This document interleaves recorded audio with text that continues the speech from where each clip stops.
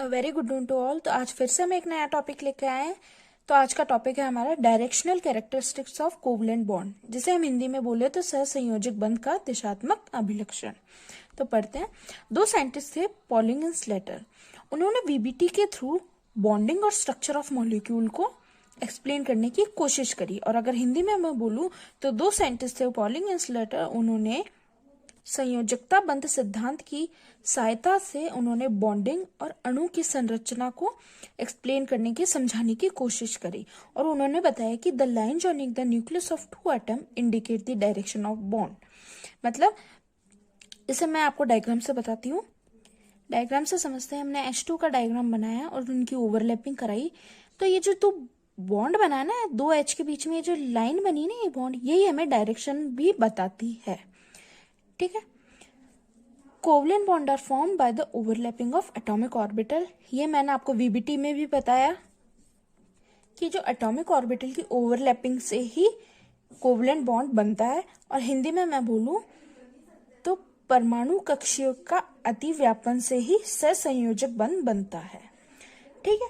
अब इन्होंने एक रिलेशन भी बताया कि strength of bond is always directly proportional होती है ओवरलैपिंग ऑफ ऑर्बिटल। यानी जितनी ज्यादा बॉन्ड स्ट्रॉन्ग होगा उतनी ही ज्यादा ओवरलैपिंग होगी। ये मैंने आपको तत्व जब हमने पढ़े थे, पोस्टुलेट पढ़े थे, जब भी मैंने बताया था कि जितनी ज्यादा ओवरलैपिंग होगी या जितनी ज्यादा अधिव्यापन होगा उतना ही ताकतवर बॉन्ड बनेगा। ठीक है। सेकेंड पॉइंट देखते हैं।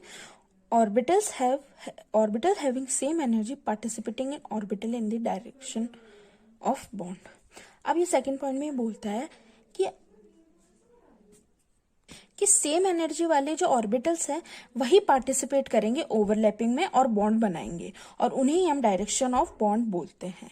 या मैं ये बोलूं कि जो जिनकी एनर्जी बिल्कुल इक्वल होगी ना, समान होगी ना, जिनकी ऊर्जा, वही अधिव्यापन करके, वही कक्षीय अधिव्यापन करके डायरेक्शन ऑफ बॉन्ड बनाएंगे। ठीक है। अब हम फर्दर पढ़ेंगे डिफरेंट टाइप ऑफ ओवरलैपिंग्स की। अलग अलग तरह की ओवरलैपिंग्स क्या होती है, ये मैंने आपको वीबीटी में भी बताया था। ठीक है। तो वो सिमिलर चीज हम यहाँ पर थोड़ा सा इलेबोरेट करके पढ़ेंगे। ठीक है। तो सबसे पहले ओवरलैपिंग पढ़ेंगे हम एस एस ओवरलैपिंग या एस एस अधिव्यापन। ठीक है। S orbital are non-directional due to spherical shape. S orbital does not prefer any direction for the bond formation. आप सबको बहुत अच्छे से पता है, कक्षीयों की आकृति पढ़ी थी, या मैं बोलूँ शेप्स ऑफ एसपीडी ऑर्बिटल पढ़े थे। तो पहला पॉइंट ही मैंने आपको यही बताया था कि जो एस ऑर्बिटल होते हैं वो नॉन डायरेक्शनल होते हैं। मतलब वो डायरेक्शन पे डिपेंड नहीं करते, वो दिशाहीन होते हैं। क्यों? क्योंकि वो स्फेरिकल होते हैं। शेप, उनका शेप क्या होता है? स्फेरिकल होता है। उनका जो आकार होता है वो क्या होता है? गोलाकार होता है। और ये किसी भी डायरेक्शन को प्रेफर नहीं करते अपना बॉन्ड बनाने के लिए। ठीक है। अब इसका एग्जांपल देखते हैं। वही, जब दो एस ऑर्बिटल आपस में ओवरलैपिंग करेंगे, आपस में अधिव्यापन करेंगे, तो वो एस एस अधिव्यापन कहलाएगा, एस एस ओवरलैपिंग कहलाएगा। और जो एस ऑर्बिटल होते हैं वो हमेशा सिग्मा बॉन्ड बनाते हैं। इसका एग्जाम्पल क्या है? Formation of H2 molecule. ठीक है। सेकेंड हम पढ़ते हैं, सेकेंड कैटेगरी sp ओवरलैपिंग के बारे में पढ़ते हैं। ठीक है। तो हमें अभी मैंने आपको ऊपर बताया कि जो एस ऑर्बिटल है वो तो डायरेक्शन पे डिपेंड नहीं करता, वो तो दिशाहीन होता है। ठीक है।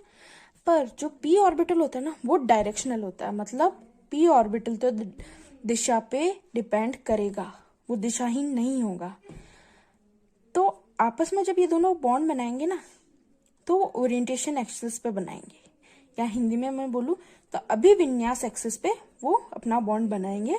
तो इसको हम डायग्राम से समझते हैं कि एस ऑर्बिटल स्फेरिकल ले लिए, पी ऑर्बिटल सबको पता है डम्बल शेप होता है, आपस में ओवरलैपिंग करके इस तरह का एसपी अधिव्यापन करेंगे या एसपी ओवरलैपिंग करेंगे, और ये भी सिग्मा बॉन्ड बनाता है। तो S orbital S S overlapping या एस एस अधिव्यापन भी सिग्मा बॉन्ड बनाता है।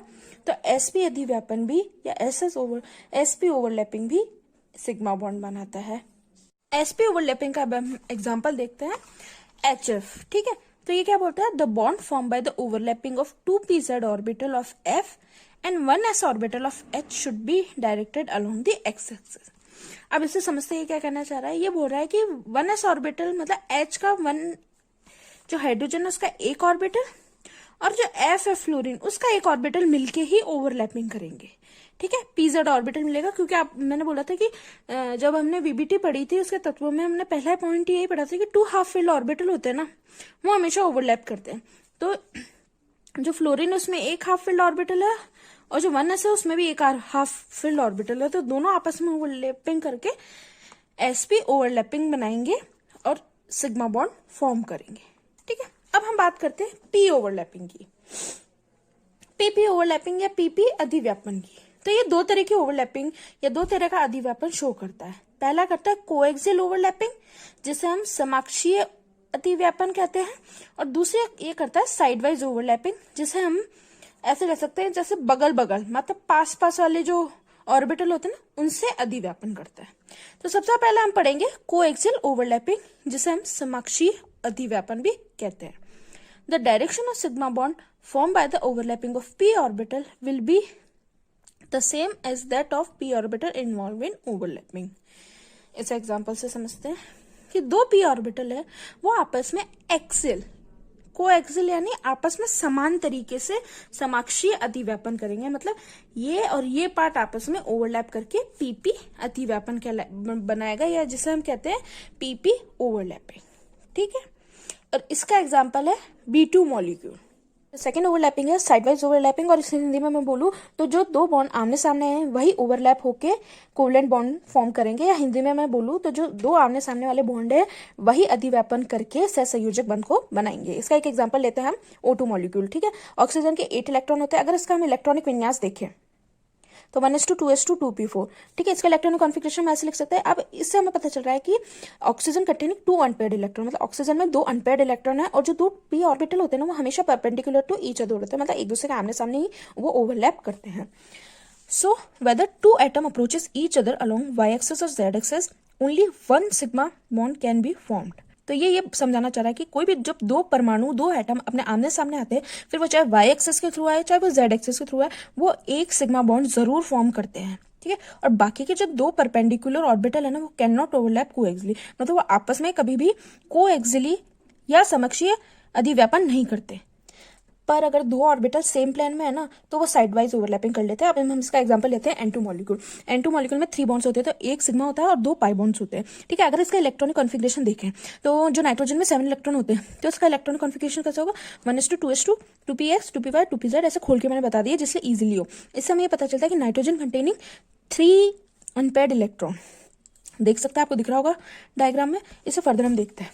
ठीक है, अब इसमें मैंने बता रखा है कि सिग्मा बॉन्ड का फॉर्मेशन कैसे हो रहा है, पाई बॉन्ड का फॉर्मेशन कैसे हो रहा है। मैंने ऊपर आपको बताया था कि ये एक सिग्मा बॉन्ड जरूर फॉर्म करता है एक्सियली कोएक्सियली। ठीक है, तो ये आपस में मिलकर सिग्मा बॉन्ड करेंगे। पर जो दो परपेंडिकुलर पाई बॉन्ड की हमने बात करी थी ना, वो ये वाले, एक तो ये वाला है और दूसरा ये वाला है, ये दोनों आपस में मिलकर पाई बॉन्ड का फॉर्मेशन करते हैं। तो ये हमारा टॉपिक था directional characteristics of covalent bond, जिसे हम हिंदी में सहसंयोजक बंध का दिशानात्मक अभिलक्षण भी कहते हैं।